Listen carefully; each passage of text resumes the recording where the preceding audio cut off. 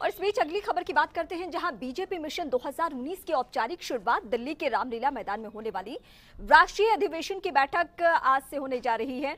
लोकसभा चुनाव से पहले बीजेपी की ये सबसे बड़ा अधिवेशन माना जा रहा है। रामलीला मैदान बीजेपी के सबसे बड़े अधिवेशन के लिए तैयार हो चुका है। आज और कल 2 दिन की राष्ट्रीय परिषद की बैठक में देश भर के पार्टी नेताओं कार्यकर्ताओं को प्रधानमंत्री नरेंद्र मोदी संबोधित करने वाले हैं। इसमें करीब 14,000 बीजेपी कार्यकर्ताओं को बुलाया गया है। बैठक में सभी सांसद, सभी विधायक, सभी जिलाध्यक्ष, सभी महामंत्री, सभी मुख्यमंत्री, प्रदेश अध्यक्ष, सभी विपक्ष के नेता बुलाए गए हैं। प्रदेश से भी करीब 700 बीजेपी नेता इसमें शिरकत करेंगे। परिषद की शुरुआत बीजेपी के राष्ट्रीय अध्यक्ष अमित शाह के संबोधन से होगी। वहीं समापन भाषण में प्रधानमंत्री नरेंद्र मोदी मिशन 2019 के लिए पार्टी कार्यकर्ताओं को जीत का मंत्र देंगे। दूसरे दिन की बैठक में 2 प्रस्ताव रखे जा सकते हैं। बैठक में राजनीतिक और आर्थिक मुद्दों समेत कुल 3 प्रमुख प्रस्तावों को पारित कराना है और इसकी भी संभावना जाहिर की जा रही है। एक प्रस्ताव ऐतिहासिक 10% आरक्षण बिल पर आने की संभावना है। और इस बीच हम अपने सहयोगी ऐश्वर्य प्रधान का रुख करते हैं, दिल्ली से हमारे साथ जुड़े हैं। ऐश्वर्य, क्या कुछ तस्वीरें इस वक्त कह रही है और क्या कुछ नई बातें इस बैठक को लेकर?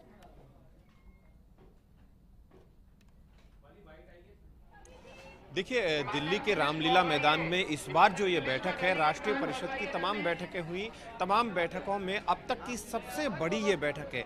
एक तरीके से इसे सम्मेलन कहा जाए तो कोई अतिशयोक्ति नहीं होगी। अपडेट मैं दूं कि इससे पूर्व में केरल में राष्ट्रीय परिषद की बैठक हुई थी। उसके जरिए एक मैसेज देने की कोशिश की गई थी साउथ में क्योंकि वामपंथियों का कॉमरेड का इलाका है, तो वहाँ पर एक मैसेज देने की कोशिश की गई थी। संपूर्ण भारतीय जनता पार्टी के संगठन के जो प्रमुख लोग थे वो वहां पर पहुंचे थे, वहां भी बड़ी संख्या थी। उसके बाद विशाखापट्टनम में राष्ट्रीय परिषद की बैठक होनी थी। विशाखापट्टनम वाली बैठक चूंकि नहीं हो पाई और उसके बाद अब लोकसभा चुनाव करीब है, ऐसे में दिल्ली को चुना गया है। दिल्ली के रामलीला मैदान में लगभग 7,000 लोगों की, कार्यकर्ताओं की मौजूदगी रहेगी। 7,000 की अगर हम राजस्थान की बात करते हैं तो करीब राजस्थान से अकेले राजस्थान से ही 600 से 700 के करीब जो हैं भारतीय जनता पार्टी के कार्यकर्ता पहुंचेंगे।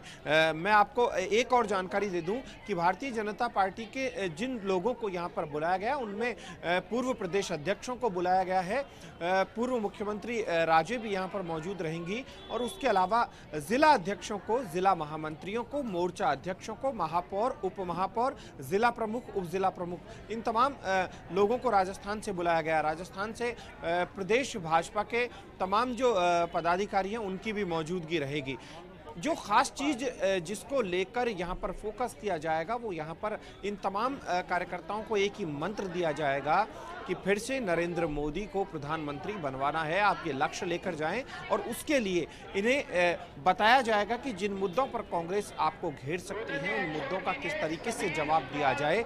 राफेल का इशू हो या फिर एक बड़ी उपलब्धि जो इन पिछले दिनों लगातार चर्चाओं में रही, वो उपलब्धि ये है कि 10% जो गरीब सामान्य वर्ग को आरक्षण दिया गया है उसको लेकर भी किस तरीके से माहौल बनाना है। इन तमाम चीज़ों को लेकर यहाँ पर बातचीत की जाएगी। लेकिन ये तय मानकर चलिएगा कि आज यहाँ से ये तमाम जो कार्यकर्ता है वो मंत्र जो लेकर जाएंगे वो पार्टी के चलिए, जिस तरीके से आप बता रहे हैं और जो बातें हम दर्शकों को अपडेट कर रहे हैं उस लिहाज से यही माना जा रहा है कि ये सरकार की बैठक नहीं, पार्टी और संगठन की मजबूती को लेकर ये बैठक है। और 2019 से पहले ये जो परिषद की बैठक है उसमें क्या माना जाए कि 2 दिन में कुछ ऐसा मंथन होना है जिससे बहुत चेहरों को और भी बड़ी जिम्मेदारी मिल सकती है। जैसा कि कल हमने दर्शकों को अपने अपडेट किया कि 3 जो बड़े चेहरे थे, चाहे वो रमन सिंह हो, शिवराज सिंह चौहान हो या फिर वसुंधरा राजे, उन्हें उपाध्यक्ष जैसी बड़ी जिम्मेदारी सौंपी गई। तो ये 2 दिनों के मंथन में क्या कुछ होना है, क्या नई बातें, क्या बड़ी बातें होनी है?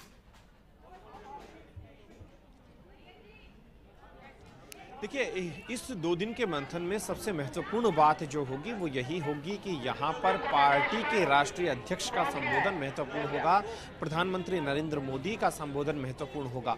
बाकी के जो तमाम संबोधन होने हैं वो भले ही हों, लेकिन यहाँ पर इन दोनों दिग्गजों के संबोधन को सुनने के लिए तमाम लोग यहाँ पर आएंगे और उनका एक मैसेज जो होगा वो मैसेज दूर तलक जाएगा।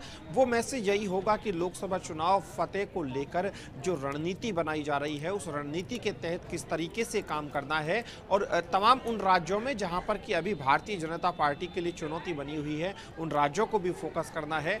तमाम ऐसे मुद्दे, खासतौर पर एक और प्रमुख मुद्दा होगा, वो होगा किसानों का, क्योंकि राहुल गांधी लगातार बोलते रहे हैं। पिछले दिनों उन्होंने बयान दिया कि 10 दिन के अंदर किसान का कर्ज माफ किया जाएगा और उसके बाद राजस्थान में भी उन्होंने रैली की। राजस्थान की रैली में जो उन्होंने बयान दिए, या उन्होंने जो बातें कही, उन बातों का भी आज संभवतया प्रत्युत्तर दिया जाएगा भारतीय जनता पार्टी की तरफ से।